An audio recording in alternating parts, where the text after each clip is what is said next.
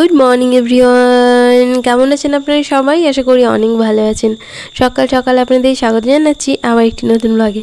আজকে সকাল সকাল উঠে স্নান করে রেডি হয়ে খাওয়া দাওয়া শেষ করে বেরিয়ে পড়েছিলাম একবার বাইরে আউটিংয়ের জন্য। আজকের দিনটা আমার কাছে খুবই স্পেশাল, কারণ আজকে আমার জন্মদিন। অফিসিয়ালি আরও একটা বছর পার হয়ে গেল, তাই সকালে ভেবেছিলাম পুজো দিতে যাব, কিন্তু সকালবেলা খাওয়া দাওয়া হয়নি, এত পরিমাণে খিদে পাচ্ছিল। তাই মা বললো যে না, খেয়ে দিয়ে ঠাকুরের কাছে প্রণাম করে নিবি, তাই ভালো।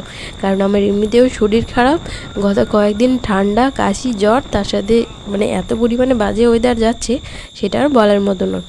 আচ্ছা, আপনারা যারা দীঘা ঘুরতে আসেন তারা এই রাস্তাটা কি চিনতে পারছেন? এটা কোথায়?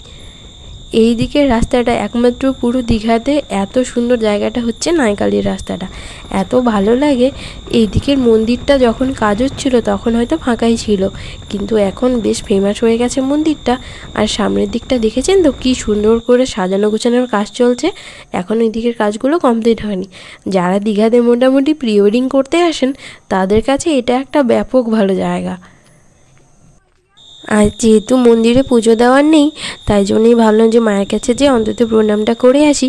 সামনের দিকে এখানে অডিটোরিয়াম টাইপের একটা কিছু হচ্ছে, আর ওই পুরো কেরোটার ভিতরে ছোট ছোট খোপ করে মনে হয় দোকান ঘরের মতো কিছু করছেন। যেমন দীঘাতে সব কিছু পাওয়া যায় এখানেও হয়তো পাওয়া যাবে। তারপরে চলে এলাম মন্দিরটার কাছে।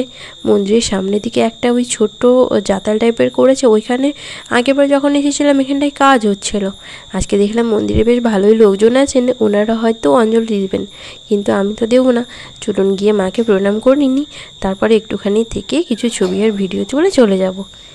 দেখেছেন, মাকে প্রণাম করে নিলাম, দক্ষিণা বক্সে দক্ষিণাটাও দিয়ে বাইরে এসে একটু ঘোরাঘুরি করি, এরপরে যাব অন্য একটা ডেস্টিনেশনে।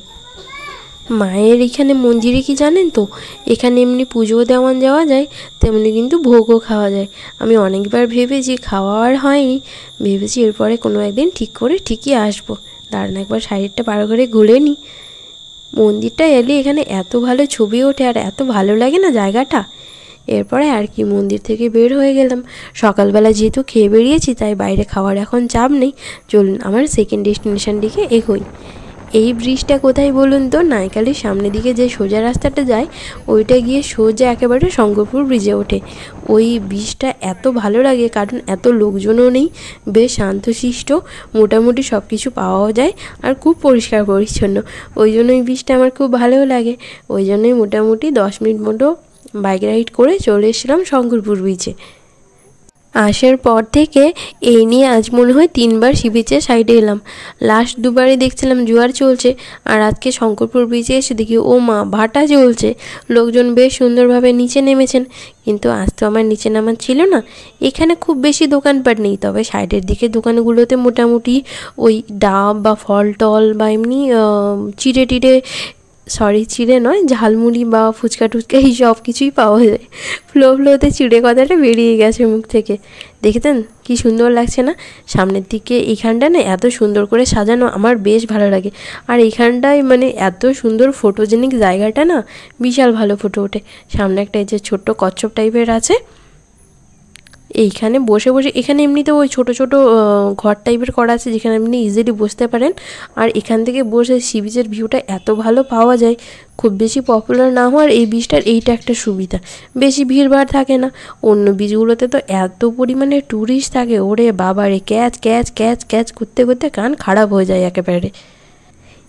সকালবেলা খেয়ে এসেছিলাম, খিদে তো ছিল না, কিন্তু ঝালমুড়ি দোকানের পাশ দিয়ে যেতে গিয়ে এত ভালো সেন্ট আসছিল, আমি বলি যে না, মুড়ি তো খাবোই। গিফট হিসাবে পেয়েছিলাম এই ফুলের তোড়াটুকু, সাথে আরও কিছু গিফট ছিল, ওটা এখন দেখাবো না, থাক, ওটা পরের জন্য। গিফট টিফট নিয়ে একটু খেয়ে দিয়ে বসে টসেছিলাম, তারপরে বের হয়ে গেলাম বিচ থেকে।